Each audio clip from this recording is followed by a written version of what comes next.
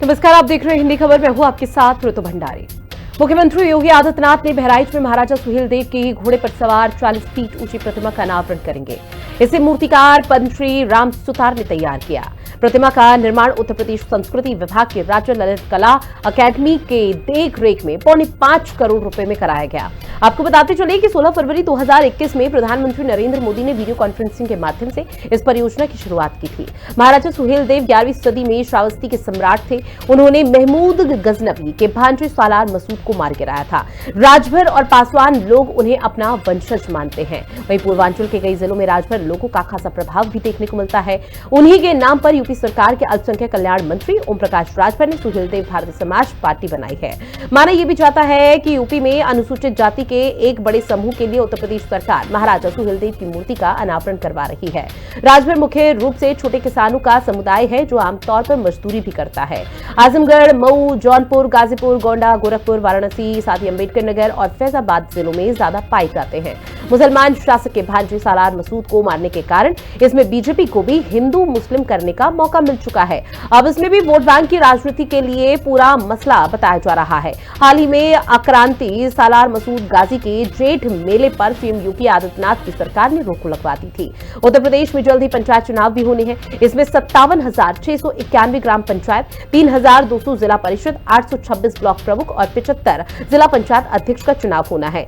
हालांकि पंचायत चुनाव किसी भी पार्टी के चुनाव चिन्ह पर नहीं लड़ा जाता। समाजवादी पार्टी के राष्ट्रीय अध्यक्ष और पूर्व मुख्यमंत्री अखिलेश यादव भी इसमें कूद पड़े हैं और मामले को राजनीतिक रूप दिया जा रहा है।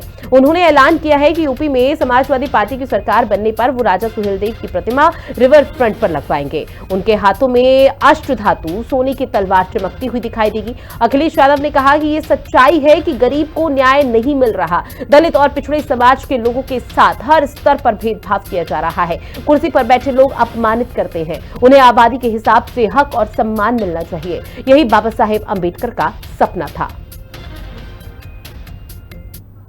सुहेलदेव वो राजा थे जिन्होंने विदेशी आक्रांताओं का न केवल डट के मुकाबला किया बल्कि उनको ऐसा परास्त किया कि वो छकड़ी भूल गए और मैदान छोड़कर भाग खड़े होने के लिए मजबूर हुए। ऐसे में सुहेलदेव की जो जन्म जयंती मनाई जा रही है या उनको सम्मान दिया जा रहा है वो उसके हकदार हैं, वो उससे ज़्यादा के हकदार हैं। प्रत्येक भारतीय का फर्क है कि सुहेलदेव जैसे राजा, सुहेलदेव जैसे महाराजा जिन्होंने भारतीय संस्कृति के लिए बलिदान दिया हो और जिन्होंने संघर्ष किया हो आजन्म, तो उनको याद करना चाहिए। वो पूजनीय है हमारे, उनको अगर सम्मान दिया जा रहा है ये एक बहुत सराहनीय कार्य है। इसमें सभी को भागीदार होना चाहिए।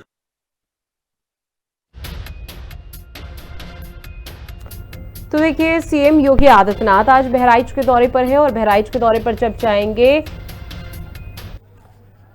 और चलिए अपने मुद्दे को लेकर चर्चा करेंगे, जहां महमूद गजनवी के भांजू सालार मसूद को मार भी गिराया था और सुहेलदेव की मूर्ति का आज अनावरण सीएम योगी आदित्यनाथ के हाथों किया जाएगा। तो खास मेहमान जुड़े हुए संजू सिंह जी जो कि बीजेपी के नेता हैं, चंचल यादव भी हमारे साथ जुड़ गए हैं जो कि समाजवादी पार्टी का पक्ष रखेंगे, समाजवादी पार्टी के प्रवक्ता है। शुरुआत आप दोनों का सबसे पहले बहुत स्वागत। संजय सिंह जी, शुरुआत मैं आप ही से करूंगी, क्योंकि आज बहराइच के दौरे पर योगी आदित्यनाथ है और ऐसे में महाराजा सुहेलदेव की मूर्ति का अनावरण किया जाएगा। सभी तैयारी हो चुकी है योगी आदित्यनाथ को लेकर, लेकिन अखिलेश यादव कुछ और ही कह रहे हैं। इस पूरे मामले पर भी सियासत हो रही है। अब देखिए, अखिलेश यादव जी हो चाहे इंडिया अलायंस हो, इनका चरित्र ही है जो भारत की सांस्कृतिक धरोहर है, सनातन संस्कृति की पहचान है। इसका तो विरोध इनको करना ही करना है, क्योंकि इनको एक विशेष वोट बैंक की दरकार रहती है, उसको खुश करना है।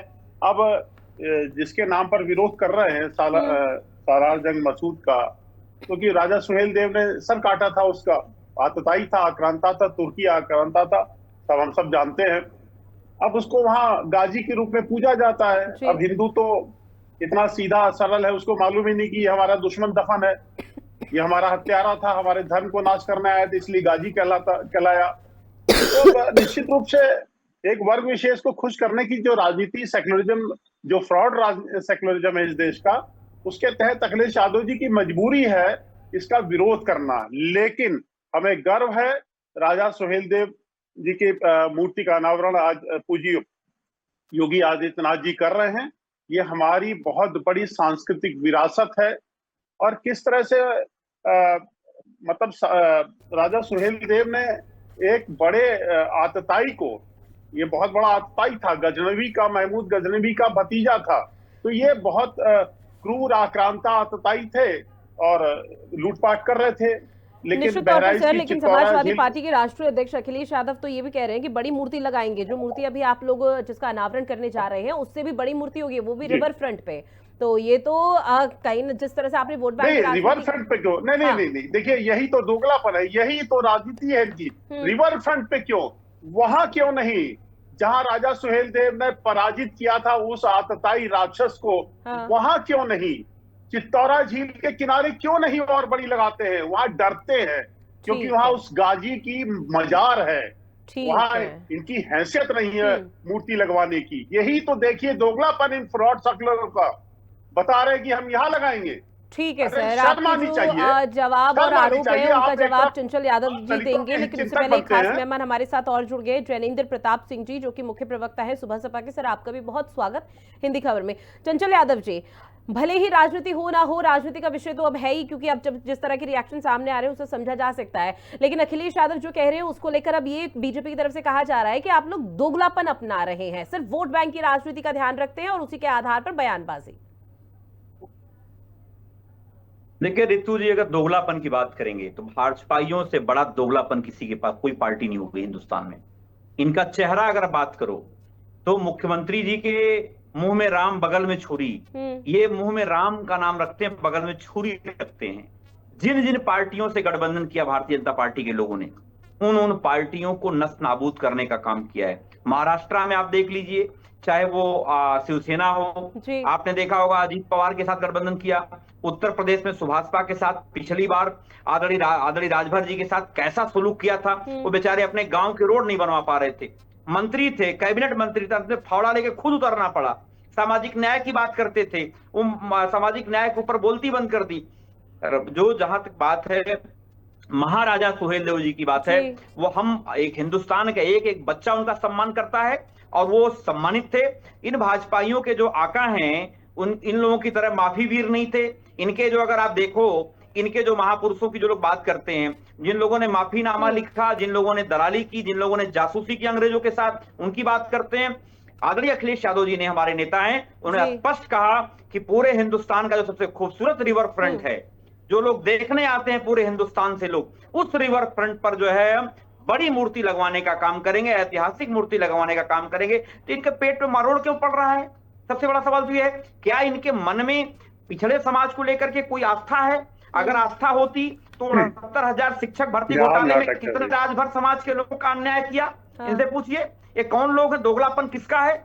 ये इनसे पूछिए कि जो है पिछड़ों के साथ अन्याय कर रहे हैं, जो सरकारी नौकरियां खत्म कर रहे हैं, उसमें आरक्षण न देना पड़े, ये किसका दोगलापन है? बताएं संजय सिंह जी। अच्छे व्यक्ति हैं, सम्मानित व्यक्ति हैं, लेकिन दोगलापन से शुरुआत करी इन्होंने। और आपने भी कहा कि दोगलापन करती है बीजेपी, समाजवादी पार्टी के लोग, तो मैंने भाई आपको उसी भाषा में जवाब दे रहा हूं। सबसे बड़ा सवाल रितु जी ये है कि भारतीय जनता पार्टी जो है, ये वो लोग हैं जो कहते कुछ और है, करते कुछ और।